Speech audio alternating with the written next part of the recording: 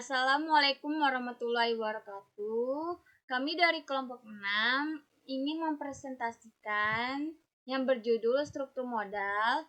Perkenalkan, sebelumnya nama saya Kafifa Sofiana dan teman saya Muhammad Riwansyah Maulana. Oke, modal adalah sumber daya yang digunakan perusahaan untuk membiayai kegiatan usahanya. Menurut ahli, modal itu Loadgate modal adalah uang atau gate capital. Menurut Sandwich-Lane, modal mencakupi uang dan barang atau disebut alat produksi barang dan dagang.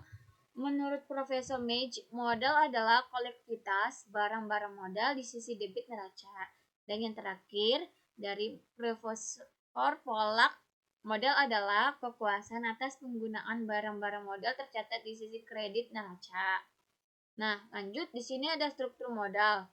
Struktur modal adalah komposisi pendanaan jangka panjang perusahaan yang terdiri dari 1. Utang jangka panjang, 2. Saham prefend, 3. Saham biasa atau disebut ekuitas sendiri.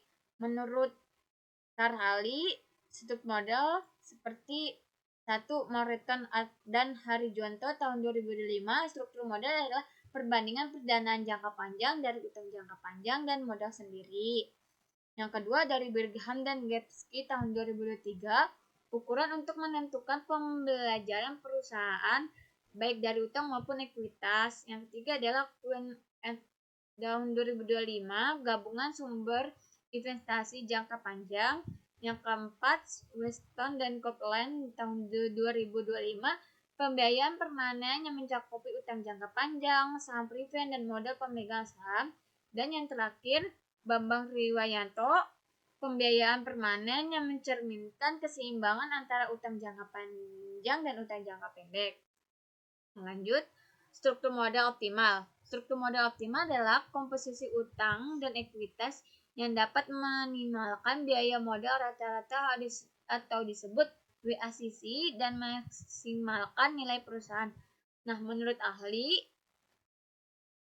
struktur modal Riwayanto tahun 2010, struktur modal optimal adalah yang dapat menekan biaya penggunaan modal rata-rata atau disebut average cost of capital seminimal mungkin. Nah, selanjutnya di sini ada teori struktur modal Modigliani dan Miller atau disebut MM. Di sini ada dua, ada pajak dan tanpa pajak. Nah, di sini saya ingin menjelaskan tanpa pajak terlebih dahulu.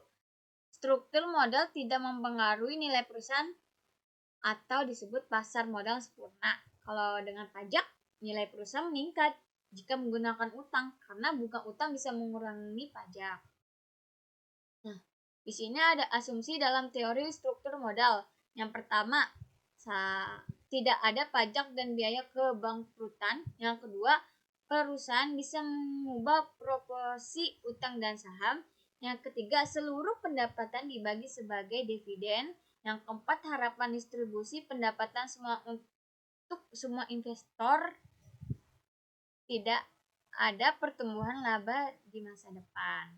Oke, lanjutnya di sini ada fungsi pasar modal yang terdiri dari 3. Yang pertama, sebagai sarana meningkatkan pendapatan negara. Kedua, sebagai sarana permatan pendapatan. Yang ketiga, sebagai wadah untuk menambah modal emitmen. Nah, di sini ada komponen struktur modal menurut Warsono tahun 2023 yang terdiri dari 3. Yang pertama, utang jangka panjang. Kedua, saham prefend. Dan yang ketiga, ekuitas saham biasa. Nah, di sini juga ada pengaruh struktur modal. Struktur modal yang pertama ada nilai perusahaan. Kedua, ada biaya modal atau disebut cost of capital. Dan yang terakhir ada harga saham di pasar. Nah, di sini ada faktor-faktor yang mempengaruhi struktur modal. Menurut Brigham dan Hudson tahun 2011, struktur modal dipengaruhi oleh 1. Di sini ada internal dan kedua ada eksternal. Di sini saya ingin menjelaskan dari internal dulu. Nah, di internal di sini terbagi menjadi 8 yang terdiri dari 1. Stabilitas penjualan. Penjualan stabil mendukung penggunaan utang. Dan kedua ada aset. Aset tetap lebih cocok dibiayai dengan utang. Ketiga ada leverage operasi. Semakin tinggi semakin sensitif tingkat utang. Keempat, tingkat pertumbuhan. Perusahaan tumbuh butuh pendanaan lebih besar. Yang kelima ada profitabilitas. Laba besar memungkinkan pembiayaan dari laba ditahan. Yang keenam ada pajak. Bunga utang dapat mengurangi pajak, membuat utang lebih menarik. Dan yang ketujuh, kendali menghindari pengurangan kepemilikan melalui penerbitan saham. Dan yang terakhir, sikap manajemen. Preferensi manajemen terhadap risiko dan utang. Dan yang di sini ada faktor eksternal. Satu, sikap pemberi peminjam mengaruhi ketersediaan kredit. Yang kedua, kondisi pasar, kemudahan mengakses pasar modal. Yang ketiga, kondisi internal perusahaan stabil, keuangan, reputasi. Dan yang keempat, fleksibilitas. Dan yang terakhir, keuangan kemampuan adaptasi dalam kondisi tidak pasti. Nah, di sini ada pendekatan dalam teori struktur modal apa aja sih? Satu, pendekatan laba bersih atau disebut net income average. Struktur modal berpengaruh terhadap nilai perusahaan. Semakin tinggi utang dengan bunga rendah, semakin tinggi nilai perusahaan. Nah, yang kedua ada pendekatan laba bersih operasional atau disebut net average. Struktur modal tidak mempengaruhi nilai perusahaan. Biaya modal total tetap konsisten berapapun proporsi utang. Dan yang ketiga ada pendekatan tradisional. Ada titik optimal dalam penggunaan utang. Sampai titik tertentu, penggunaan utang menurut WACC dan meningkatkan nilai perusahaan. Dan yang keempat ada Modigliani Miller Position. Tanpa pajak, struktur modal tidak mempengaruhi nilai pajak. Dengan pajak, utang meningkat nilai perusahaan karena memanfaatkan pajak bunga. Nah, di sini ada pendekatan laba bersih atau disebut net income average. Pendekatan ini menyatakan bahwa struktur modal berpengaruhi terhadap nilai perusahaan. Semakin tinggi penggunaan utang, semakin tinggi nilai perusahaan. Biaya modal perusahaan menurun karena utang lebih murah dibanding ekuitas. Oke, di sini ada contoh studi kasus. Bisa dilihat dari soalnya di sini ada contoh studi kasus perusahaan utang 1.000. Nah, di sini ada laba bersih seharga 1.000, biaya bunga 15% kali 1.000. Jadi 150. Nah, laba untuk pemegang saham ada 850, tingkat kapitalitas saham biasa 20%, nilai pasar saham ada 4.250, nilai pasar utang ada 1.000, nilai total perusahaan ada 5.250, jadi biaya modal totalnya 19% 5.000.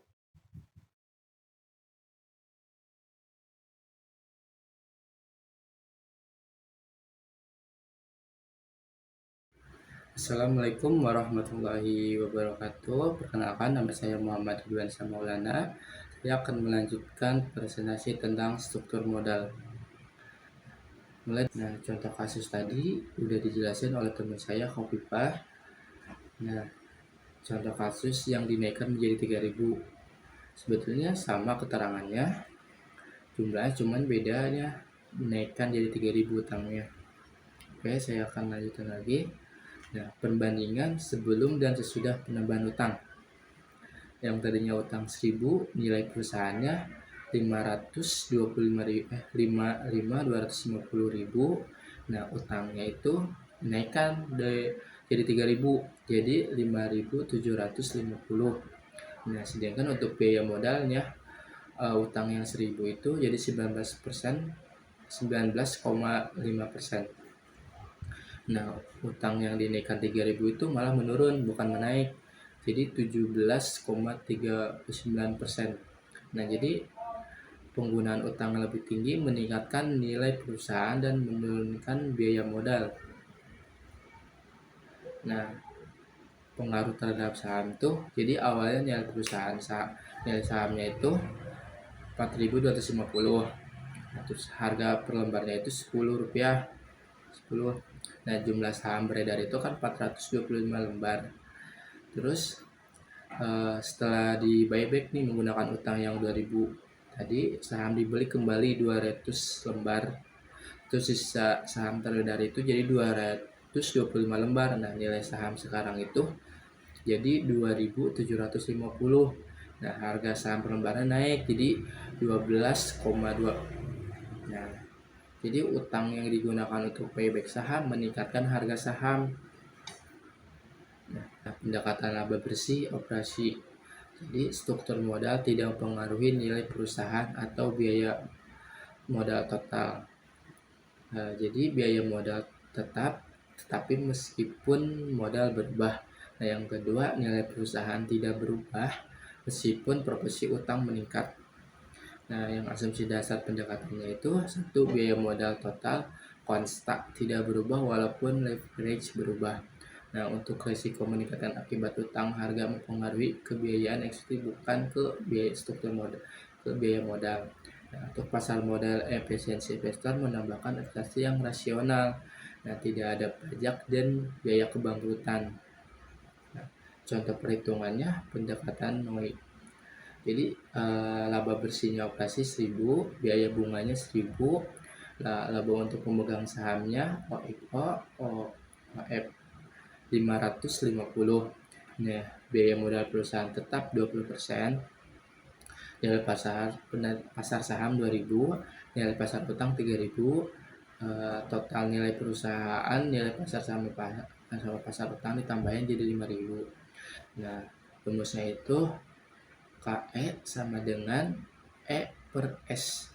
Perhitungannya jadi 550 dibagi 2000, nah hasilnya itu 27,5%.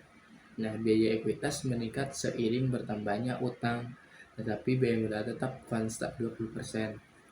Terus implikasi terhadap nilai perusahaan itu apa? Jadi penggunaan utang tidak meningkatkan nilai perusahaan. Terus nilai perusahaan selalu tetap di 5.000 meskipun utang meningkat. Nah, biaya modal selalu 20%. Nah, terus bertentangan dengan pendekatan laba bersih yang menyatakan utang bisa menaikkan nilai perusahaan. Jadi pengaruh terhadap harga saham itu awalnya nilai pasar saham kan 4.000, terus nilai pasar saham 4.000, harga per lembarnya 10. Nah, jumlah sahamnya kan jadi 400 lembar. Terus setelah di buyback nih menggunakan utang yang 2000 itu, saham dibeli kembali 200 lembarnya. Terus saham tersisa kan 200 lembar.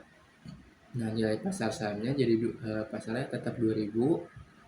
Nah, harga per lembarnya tetap 10%, 10 rupiah. Nah, harga saham tetap meskipun struktur modalnya berubah karena nilai total perusahaannya tetap di 5000, nggak ada perubahan. Nah, jadi sekarang pendekatan tradisional approach. Satu, konsep utamanya itu terhadap struktur modal optimal, yaitu proporsi utang dan ekuitas yang dapat memaksimalkan nilai perusahaan dan minimalkan biaya modal tetap. Nah, satu, biaya modal tidak tetap tetapi berubah tergantung pada struktur modal. Yang kedua, menggunakan utang secara moderat bisa menurunkan biaya modal. Nah, terus namun jika utang selalu banyak,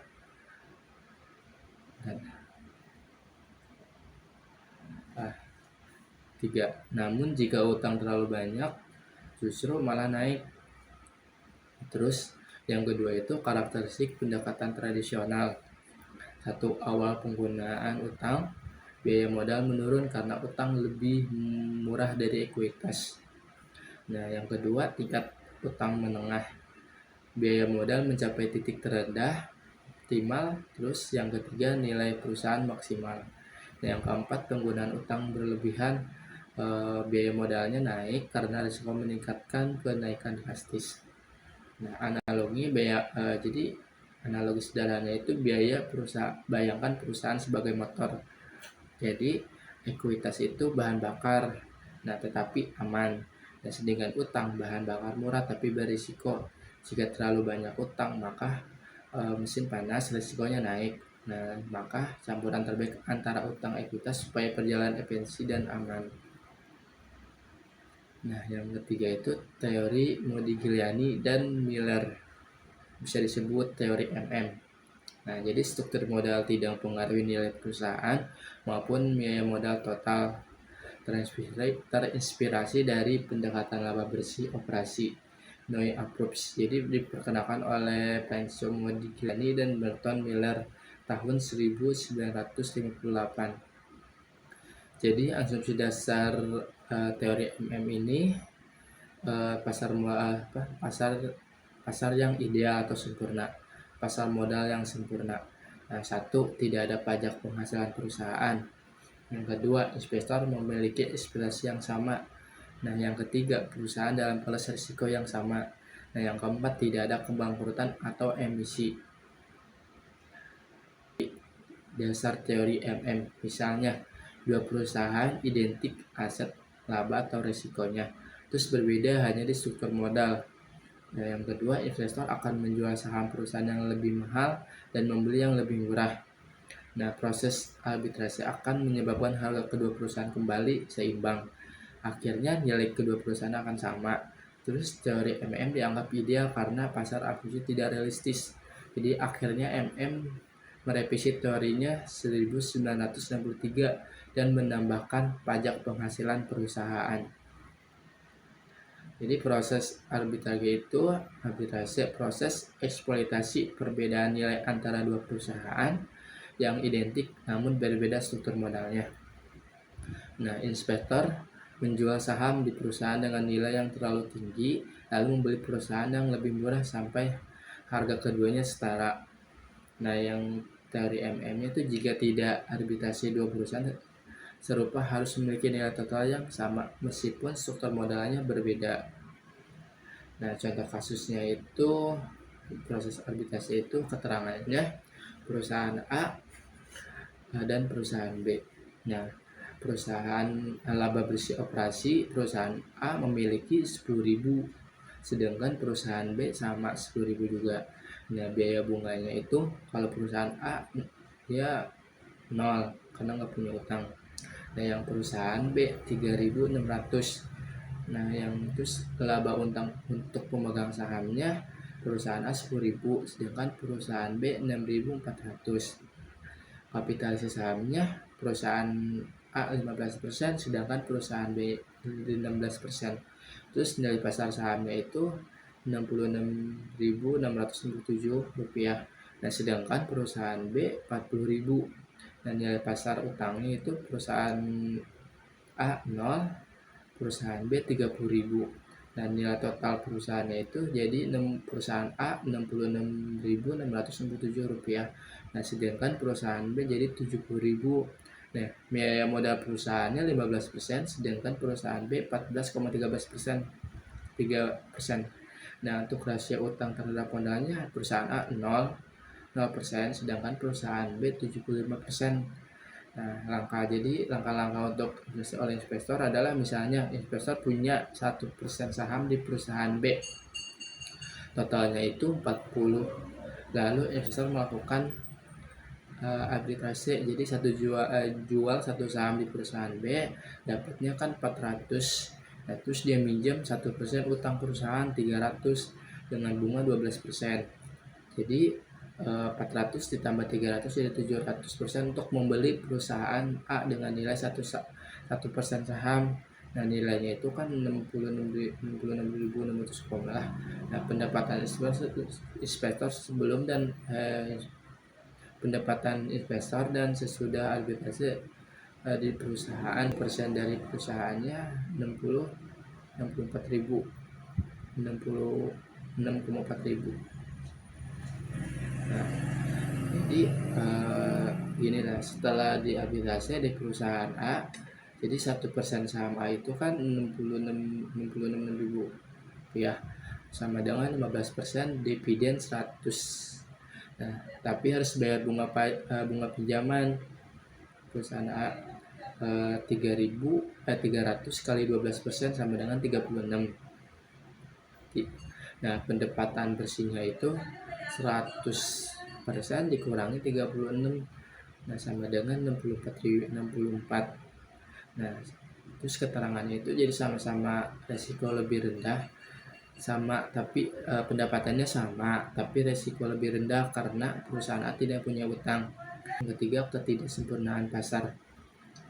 Teori MM dibangun atas asumsi pasar modal sempurna, namun kenyataannya pasar tidak sempurna, penuh friksi, biaya dan informasi asimetris. Dalam pasar tidak sempurna, struktur modal dan mempengaruhi: 1. Nilai perusahaan, 2. Biaya modal, 3. Risiko keuangan. Nah, maka leverage bisa berdampak nyata terhadap keputusan pembiayaan perusahaan modal. Nah, faktor penyebab ketidaksempurnaan pasar itu: 1. Biaya transaksi, 2. Biaya kebangkrutan, 3. Biaya agensi atau konflik manajer versus pemegang saham. Nah, keempat itu tidak simetris. Yang kelima, pembatasan hukum dan pajak.